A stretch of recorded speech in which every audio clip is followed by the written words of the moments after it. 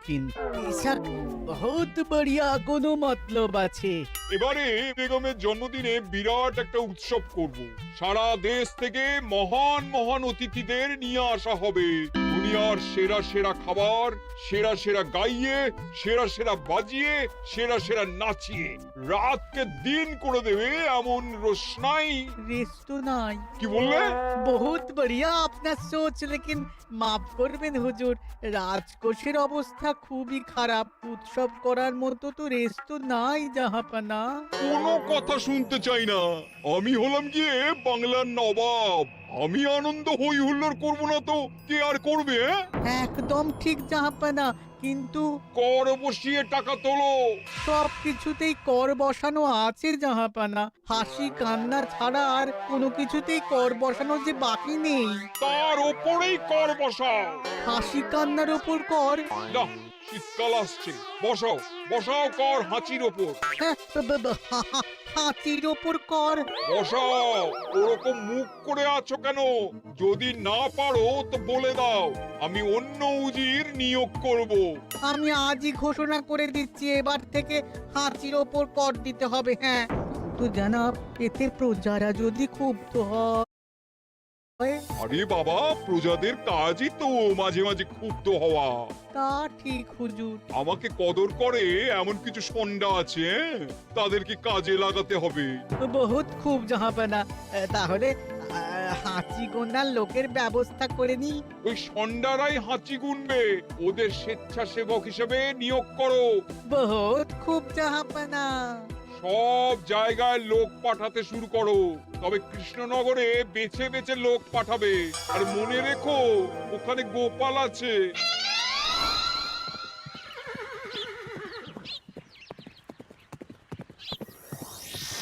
সব জায়গায় কর আদায়কারী পাঠিয়ে দেওয়া হয়েছে জাহাপানা।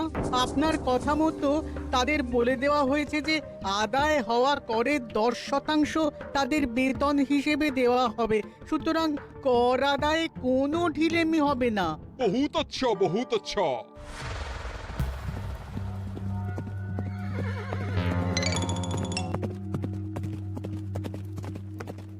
হ্যাঁ, তুমি ঠিক পড়েছো তো মন্ত্রী? হাঁচির উপরে কর? বলেন তো, আর একবার পড়ছি মহারাজ। আসলে এটা নবাবই মশকরা। আমাদের নবাব যে খুবই রসিক মানুষ তা তো আমরা দেখেছি। বারবার কৃষ্ণনগরের সঙ্গে রসিকতা করতে গিয়ে হাঁড়ি ফেটে রস একেবারে মাখামাখি হয়েছে, আর সারা গায়ে পিঁপড়ে ধরেছে।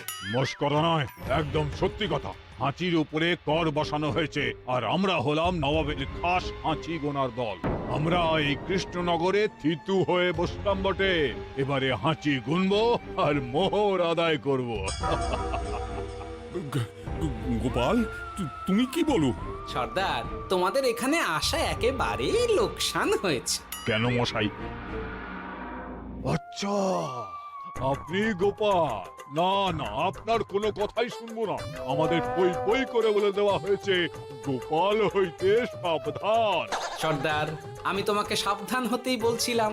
হাঁচি ধরতে গেলে তোমাদের খুব সতর্ক থাকতে হবে, কারণ এই কৃষ্ণনগরের বাসিন্দাদের শরীর স্বাস্থ্য এত ভালো যে এখানে কেউ হাঁচে না, কাশে না, ঢেকুর তোলে না, ইয়ে করে না। বলেন কি মশাই? এটা তো নবাবকে জানাতে হচ্ছে। যাও যাও, এক্ষুনি মুর্শিদাবাদে ফিরে গিয়ে নবাবকে জানাও। ওরে, কেউ এদের যাওয়ার ব্যবস্থা করে দে। ওই তো হেঁচেছে। হাঁচি এক, পুরো এক মোহর। হাঁচি দুই, দুই মোহর। আরে, এটা তো হাঁচির বাচ্চা, এটা তো ধরলে চলবে না। কেন? হাঁচি হলেই তো হলো। কি করব সর্দার, লিখবো? দেখ, একবার গুনে যখন ফেলেছি পুরো ছাড়তে পারবো না। আধমোহর লেখ। এটা কাশি, কাশিতে কোনো করের কথা নেই। ওরে লেখ লেখ লেখ লেখ লেখ। হাঁচি তিন, পুরো এক মোহর। হাঁচি চার,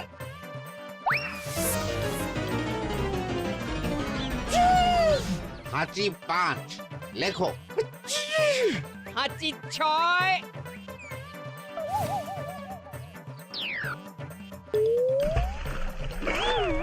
যা ঝাঁকি রে, শুনেছিলাম কৃষ্ণনগরের মন্ত্রীটা মাথা মোটা, প্রমাণ হয়ে গেল। জল থেকে উঠবে যখন ঠান্ডা লেগে হাঁচি তো আরো বাড়বে। জলে বুড়ুবুড়ি উঠছে, বেটা জলের তলায় তলায় হাঁটছে, হাঁচি সাত। এখনো তো ফিরলো না, বেলা গড়িয়ে দুপুর হয়ে গেল। ভাববেন না রাজামশাই, আমরা যারা যারা এখানে এসেছি সবাই ধড়িবাজ লোক, মন্ত্রীর হাঁচি নিংড়ে নিয়ে ফিরবে। ছি ছি ছি ছি ছি ছি ছি ছি ছি। কি হলো গোপাল? আমরা কৃষ্ণনগরের প্রবাদ প্রতিম আতিথেয়তার অসম্মান করেছি মহারাজ। কেন? কিভাবে? কখন? এখন মহারাজ, এখন এনারা সেই সুদূর মুর্শিদাবাদ থেকে এসেছেন, আর আমরা এতক্ষণ শুধু অন্য কথাই বলে চলেছি, এনাদের আপ্যায়নের ব্যবস্থা করিনি। তাই তো। মহারাজ, আপনি ব্যস্ত হবেন না। এই কে আছো? শোনো, এদের রাজ অতিথিশালাতে থাকার বিশেষ ব্যবস্থা করো। এদের খাবার যাবে মহারাজের পাকশাল থেকে। এদের সব সুবিধে অসুবিধে দেখার জন্য দাস দাসী নিযুক্ত থাকবে। চলো হে চলো। আরে দাঁড়াও সর্দার, হ্যাঁ বলুন। তোমাদের তো আবার গোপালের কথা শোনা বারণ। আমার ব্যবস্থায় বোধহয় তোমরা থাকবে না। বাদ দিন তো, আসলে ভয় ছিল আপনার বুদ্ধিকে, আর ভয় নেই। কেমন আগু পিছু বিচার না করেই বলে ফেললেন এখানে কেউ হাঁচে না। বুঝে গেছি, আসলে গোপাল হলো গল্প। চলো হে চলো, ও বড্ড খিদে পেয়েছে। প্রহরী, এই সর্দারের দলের বাকি লোকগুলো এলে এদেরকেও অতিথিশালায় নিয়ে যেও। হ্যাঁ, আচ্ছা। এ কি গোপাল, এই রক্তচোষাগুলোর জন্য তুমি রাজনিবাস আর রাজভোগের ব্যবস্থা করে দিলে? গোপাল কার পক্ষে মহারাজ? এতক্ষণ গোপালের সব কাজ তো কৃষ্ণনগরের বিপক্ষে গেল। বটেই তো, আমি মনে মনে গণনা করে দেখলাম গোপালের শুল যোগ শুরু হয়েছে। আগামী 1 যুগ ধরে গোপাল যেখানে থাকবে সেখানে রাহুর প্রকোপে দুঃখ দারিদ্র মহামারী একসঙ্গে এসে ধরা পড়বে। মহারাজ, গোপাল কখনো কৃষ্ণনগরের খারাপ ভাবেনি। সে যখন ওই রক্তচোষাদের রাজভোগে রাখার ব্যবস্থা করেছে, তখন বুঝতে হবে এর মধ্যে একটা ঘোরতর প্যাঁচ আছে। গোপালই তাহলে বলুক, কি প্যাঁচ? মহারাজ, মানুষ বিলাসের সুযোগ পেলে কাজ ভুলে বিলাসেই ডুবে থাকে। কত সম্রাট মহাসম্রাট বিলাসিতায় ডুবে কত সাম্রাজ্য মহাসাম্রাজ্য ভেঙে টুকরো করেছে। এরা তো নবাবের পাঠানো কিছু মূর্খ বালক মাত্র মহারাজ। এদের রাজভোগে ডুবিয়ে দিলে হাঁচির কথা কি এদের মনে থাকবে?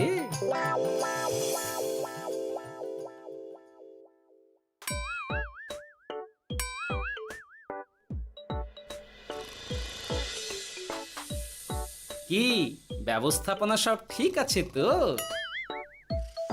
হ্যাঁ হ্যাঁ, খাসা ব্যবস্থা হয়েছে। আপনারা আমাদের অতিথি বলে কথা, আরাম করুন।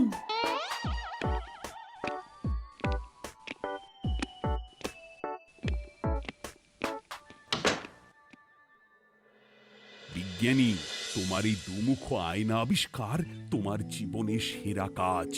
একদিক দিয়ে আয়না, অন্য দিক দিয়ে কাঁচ। কেউ জানতেই পারবে না যে তার উপর নজর রাখা হচ্ছে। অনবদ্য অনবদ্য। মহারাজের জয় হোক। কিন্তু মহারাজ, এই কৃতিত্বের মূল ভাগীদার আমাদের মন্ত্রী। তাই নাকি? হ্যাঁ মহারাজ, মন্ত্রীর দুমুখ কাজকর্ম দেখেই দুমুখ আয়নার কথা আমার মাথায় আসে। মুখ সামলে কথা বলো বিজ্ঞানী।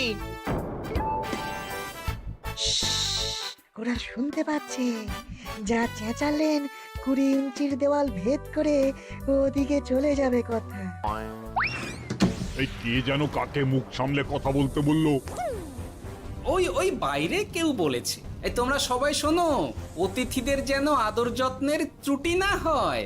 আমি আর যাই, কাল সকালে আসব, কেমন? গোপালকে নিয়ে নবাব আর উজির যেমন ভয় দেখিয়ে দিয়েছিল, গোপাল কিন্তু সেরকম নয়। এই তোরা কি বলিস? না না না না না না, গোপাল একটু ওই হাবা গোবা আছে দাদা। দেখো দেখি কেমন বুক পেতে দিয়েছে, এবার ওদেরই বুকে বসে ওদেরই দাড়ি ওপরাবো।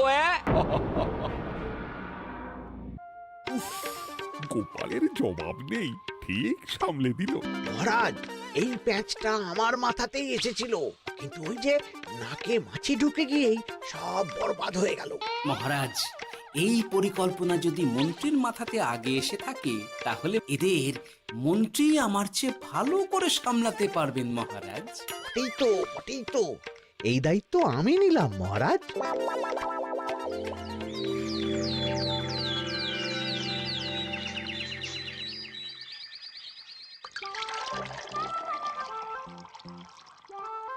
আহা, সকালে ঘুম থেকে উঠে এই রকম বেলের পানা যেন স্বর্গের অমৃত। আছে আছে, আরো আছে। পানীয়, খাদ্য, আরাম, আয়েস, যত চাও তত পাবে। এ কি আপনি গোপাল কোথায়? মহারাজ বিবেচনা করে দেখেছেন যে মহামান্য অতিথিদের পরিচর্যার ভার গোপালের মতো একজন ভাঁড়ের পক্ষে বহন করা সম্ভব নয়, তাই এই দায়িত্ব আমাকে দেওয়া হয়েছে। কিন্তু কোনো কিন্তু নেই সর্দার, আমি যে খানা পিনা নাচা গানা আমোদ আহ্লাদের ব্যবস্থা করেছি দেখে তুমি চমকে যাবে। দেখা নয় বিজ্ঞানী, এবার শুধু কাজের সময়।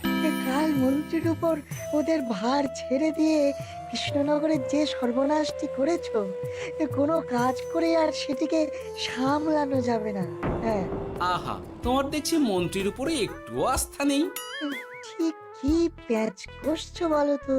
প্যাচের কথা পরে হবে, তোমাকে যত তাড়াতাড়ি সম্ভব হাঁচির ওষুধ আবিষ্কার করতে হবে। হাঁচির ওষুধ? হ্যাঁ, হাঁচির ওষুধ। ওভাবে দেখছো কি বন্ধু, তোমাদের কাজের সব দায়িত্ব এখন আমার কাঁধে। তোমরা আমোদ করবে আর আমি কর আদায় করে তোমার হাতে এনে তুলে দেব। সর্দার, এর মধ্যে একটা চাল আছে মনে হচ্ছে। কি আর আমি বুঝিনি। এখন কি করবে? বিশ্বাস করে আদায় উসুলের ভার এর উপরে ছেড়ে দেবে? পাগল নাকি? মন্ত্রী মশাই, বলো বন্ধু। বলছিলাম আর দেরিতে কাজ কি?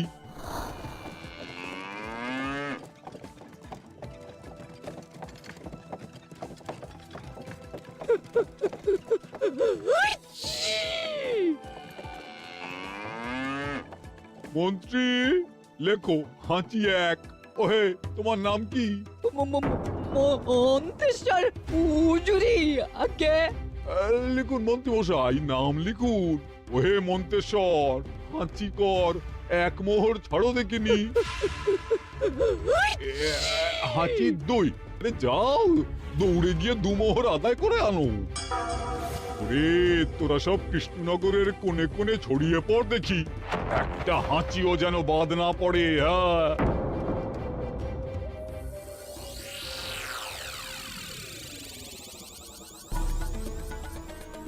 এটা হুজুরে আলাক বর্ধমান, খাম্বাস এবং কৃষ্ণনগর থেকে। চমৎকার চমৎকার। তাহলে গোপাল কিছু করতে পারেনি, আমাদের যুব শক্তি কৃষ্ণনগরকে পুরো নিংড়ে নিয়ে আসছে। মহারাজ কৃষ্ণচন্দ্রের একটা আবেদন আছে জানাব।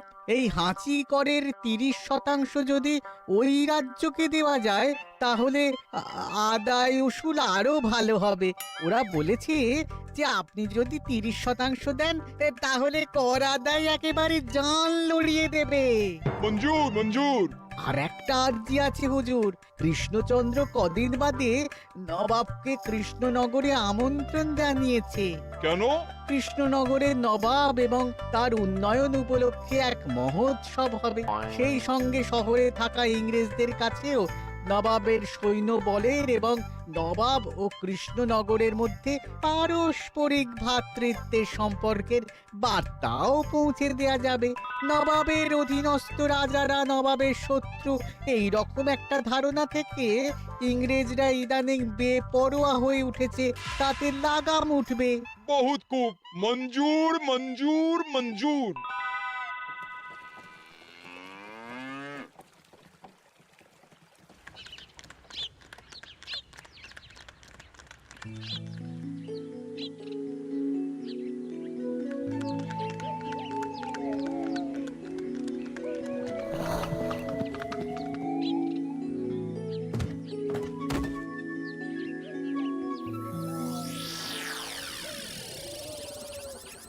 কি ব্যাপার গোপাল?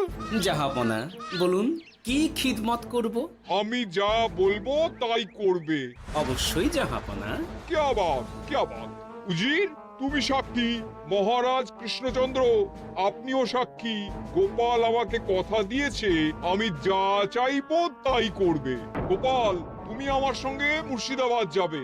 এখন থেকে আমার দরবারের বিদূষক হিসেবে থাকবে, কেমন? ওরে ওরে ওরে ওরে ওরে তোরা বাজনা বাজা। এখন থেকে গোপাল আর কৃষ্ণনগরের নয়, গোপাল মুর্শিদাবাদের। চলছে বাজা।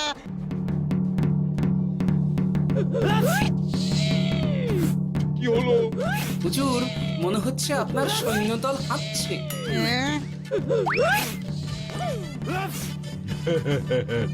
হুজুর, হাঁচিগড়ের বন্যা সব সৈন্য 10-12টা করে হেঁচে ফেলেছে।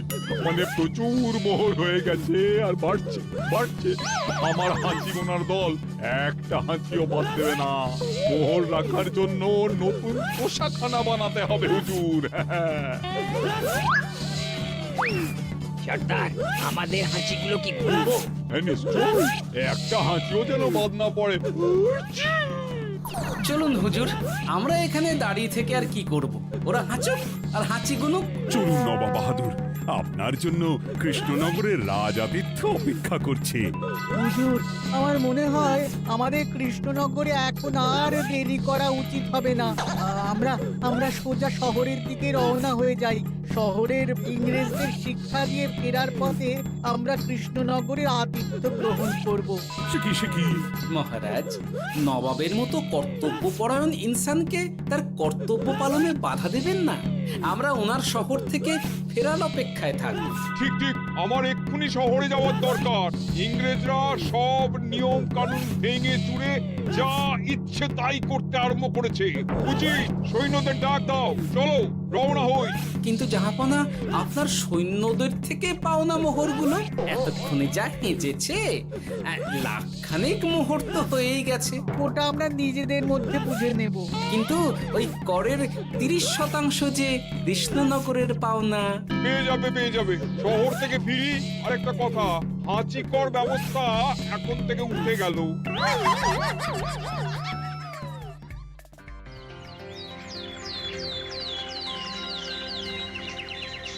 মহারাজ, কিভাবে গোপাল ভাঁড় মহাশয় নবাবের উন্মাদের মতো জারি করা ওই হাঁচিকর থেকে আমাদের সকলকে রক্ষা করেছেন তা আমরা সকলেই জানি। খাম্বাজের তরফ থেকে তাই গোপালকে সামান্য উপহার।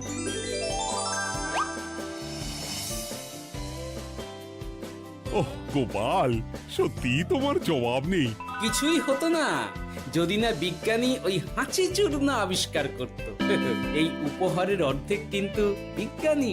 সবই তো বুঝলাম, নবাবকে সৈন্য সহ নিমন্ত্রণ থেকে সৈন্যদলকে হাঁচি চূর্ণ মাখানো, চাঁদোয়ার তলায় ঢোকানো পর্যন্ত। কিন্তু চাঁদোয়া থেকে হাঁচি চূর্ণ ঝরে পড়লো কি করে, সেটাই তো বুঝলাম না। এটা তুমি বলো বিজ্ঞানী। শব্দে বাতাসে কম্পন তৈরি হয়। গোপালের হাততালিতে আমার ঘরের শাড়ি থেকে হাঁচির জন্য ঝরে পড়েছিল। এখানে চাঁদোয়া থেকে ঝরে পড়েছিল বাজনার শব্দে। কি ব্যাপার বিজ্ঞানী, তুমি এখন ছেলে খেলা করছো? হাঁচির ওষুধ হয়ে গেছে। মূল উপাদান তামাক, গোলমরিচ আর আলকুশির গুঁড়ো। কাজ হবে? হাততালি দাও। কাজ হলো। ব্যাপারটা কি হলো? ওই শাড়িটাতে হাঁচি চূর্ণ মাখানো আছে। তোমার হাততালির শব্দের কম্পনে ঝরে ঝরে পড়েছে।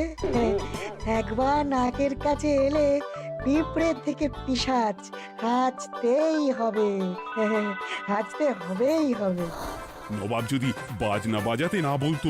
আমাদের বাজনদাররা তৈরি ছিল মহারাজ। যাক, সবই ভালোই মিটে গেল। যার শেষ ভালো তার সব ভালো। ব্যাস, এখন শুধু একটাই কাজ বাকি, নবাবের কাছ থেকে